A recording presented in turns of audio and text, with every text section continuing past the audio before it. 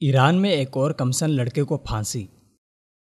ایران میں پھانسیوں کی بہتات اور تسلسل سے تو آپ بخوبی باخبر ہوں گے۔ آپ یہ بھی جانتے ہوں گے کہ ایران دنیا میں سب سے زیادہ پھانسیاں دینے والے ممالک میں پہلے نمبر پر ہے، لیکن یہ بھی حقیقت ہے کہ ایران ہی میں سب سے زیادہ کمسن بچوں کو بھی سزائے موت سنائی جاتی ہے۔ ایسے بچے جن کی عمر 18 سال سے کم ہو، اگر وہ بدقسمتی سے کسی جرم کے مرتکب ہو جائیں تب بھی ان کی کم عمری کی وجہ سے عالمی قوانین میں ان کے لیے نرمی ہوتی ہے۔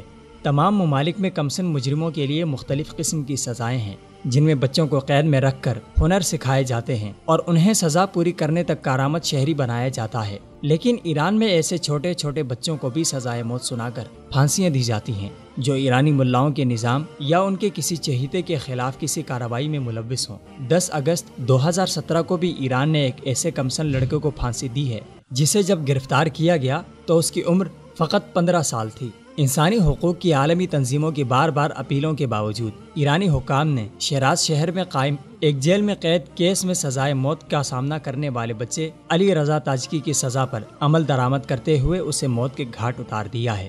انسانی حقوق کی تنظیموں کی طرف سے علی رضا تاجکی کی سزا پر عمل درآمد کی شدید مذمت اور ایران کی پالیسیوں پر کڑی تنقید کی جا رہی ہے۔ ذرائع کے مطابق انسانی حقوق کی عالمی تنظیم ایمنسٹی انٹرنیشنل نے علی رضا تاجکی کی سزا پر عمل درآمد کے رد عمل میں کہا ہے کہ جب علی رضا پر قتل کا الزام عائد کیا گیا تھا اور اسے اس کیس میں حراست میں لیا گیا تب اس کی عمر فقط 15 سال تھی۔ عالمی قوانین کی روح سے 18 سال سے کم عمر کے افراد کا شمار بچوں میں ہوتا ہے اور کسی بھی بچے کو سزائے موت نہیں دی جا سکتی۔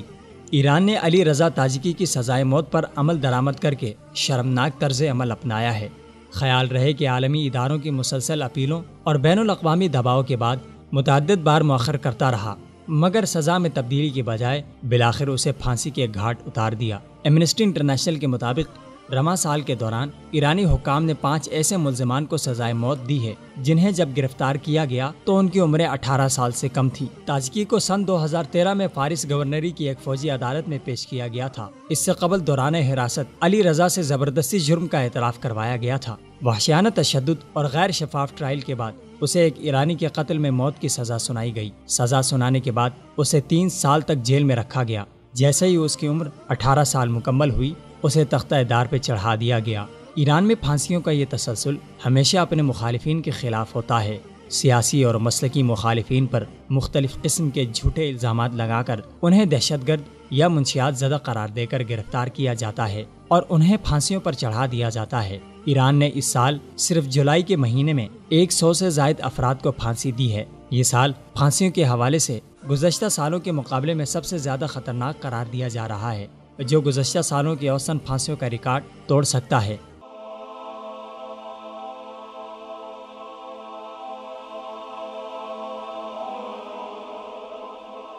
ایمان کی کرن، ہدایت کی شمع، وصال اردو۔